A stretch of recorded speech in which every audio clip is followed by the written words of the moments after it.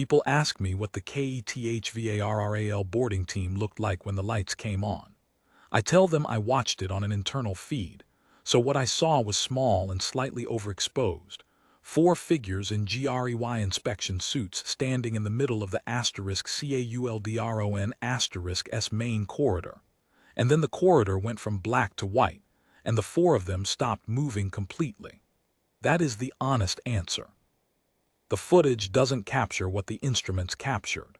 For that, you'd need to read the skiff commander's transmission log, and even then you'd be reading a translated summary of what he filed, which strips most of the weight out. I was the senior comms officer aboard the *CAULDRON when it happened. I had been in that posting for 6 years. I knew the ship's emissions profile the way a musician knows the pitch of a poorly tuned string. I could feel when something was half a decimal off, could hear it in the data before the instrument formally flagged it. That familiarity is relevant, because what Captain Dreveth asked of us that week was not dramatic. It was not some emergency protocol, not a drill, not an experimental configuration. He asked us to run the ship the way it was designed to be run at peak efficiency. That was it. The hull cooling panels had been standard fit on Terran diplomatic frigates for 11 years. Every compartment that could be passively insulated was. The reactor ran on a closed thermal loop that vented nothing, not one readable signature, into the surrounding vacuum. Our active communication arrays were down to single-point encrypted pulse, time to fire between the Keth-Varral sensor sweeps. We had been CATALOGUING for 3 months. The cauldron was not hiding. She was just being what she was, a well-maintained Terran vessel run by people who were very good at their jobs. The Keth-Varral Customs and Transit Authority covers 11 shipping lanes in that sector. They log every object above a certain mass threshold that passes through their space, and they are thorough. What they had never logged before was a human ship. They knew of humanity. There had been diplomatic courier exchanges, a single TRADEATTACH acute visit to their outer WAYSTATION, but they had never seen a Terran vessel in transit. When the *CAULDRON entered their scan range on day 2 of the crossing, their passive array picked up a mass return with no thermal signature, no active emissions, and no IFF response. The ship's external surface read at ambient space temperature.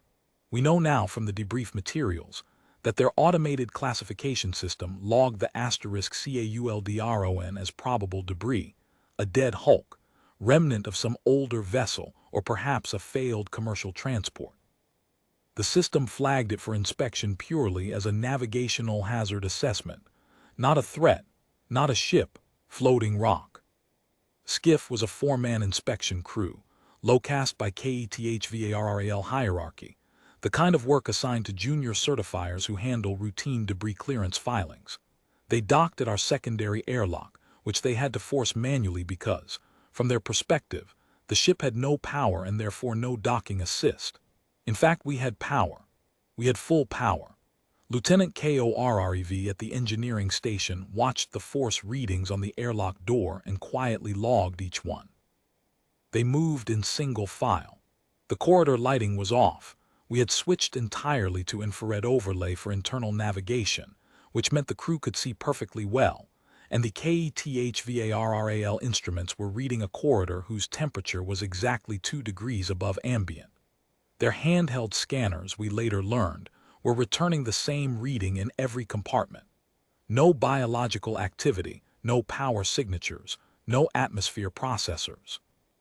The atmosphere processors were running at full efficiency, which means they were running so cleanly that the Keth-Varral instrument's threshold for detectable outgassing was not met. They were breathing our air, and their instruments were telling them the air was not there. I watched them on feed 4. The boarding team leader, a GREYSUITED figure with the elongated secondary cranial structure that marks Keth-Varral inspection cast, had his scanner out and was moving it in slow arcs, the way you'd sweep a room you weren't sure was empty. He stopped outside the door to compartment 7. Compartment 7 was the crew recreation space. 41 of our people were in it at that moment, because I had routed the crew rest schedule to consolidate as many personnel as possible away from the corridors during the boarding window. The scanner swept the door. It returned nothing. Captain Dreveth's voice came over the internal channel at 9:17 ship time. He said, "Lights." That was the whole order, one word.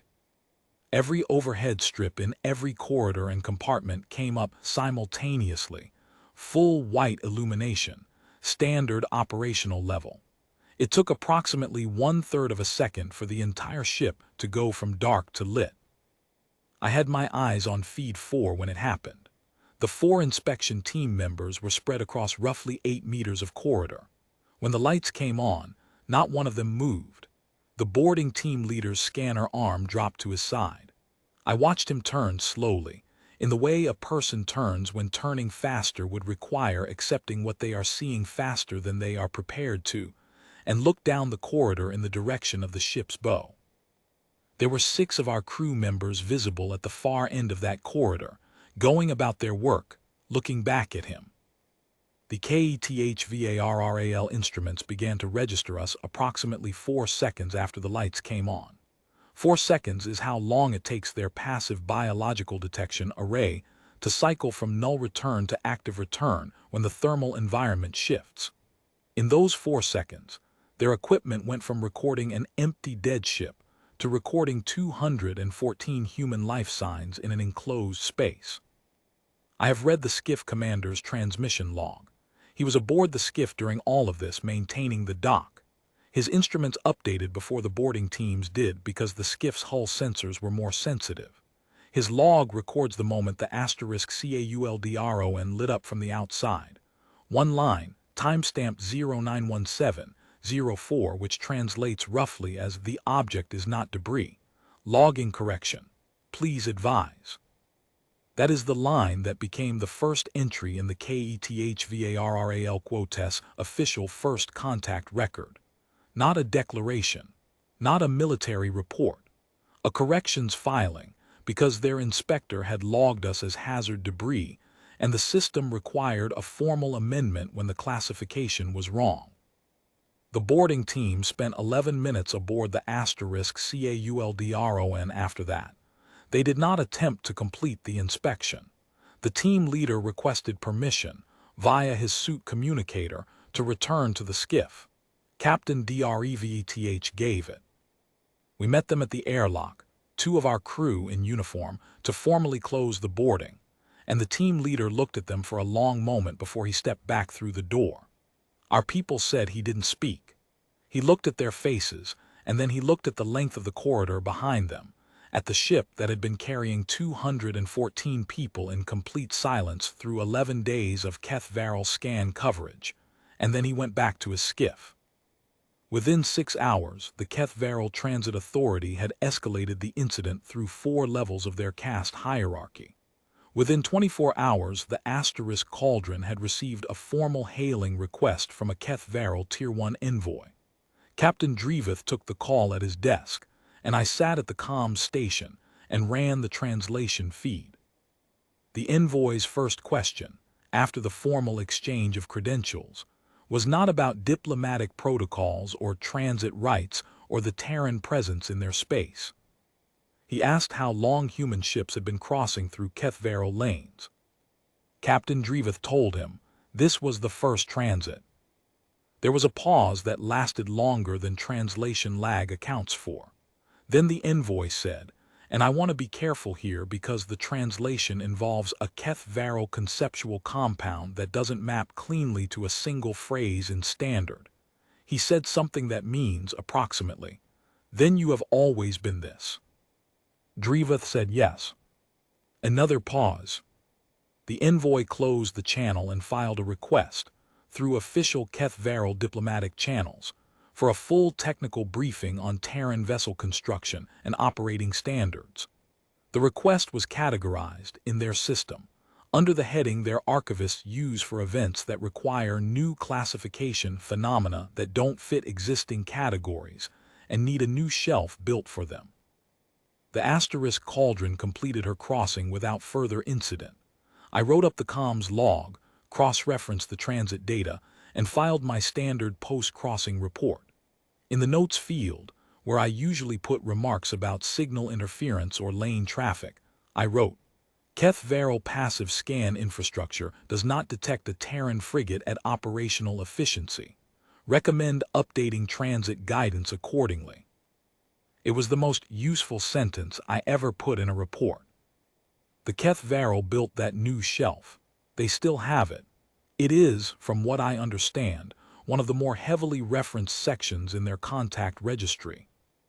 We were just running the ship.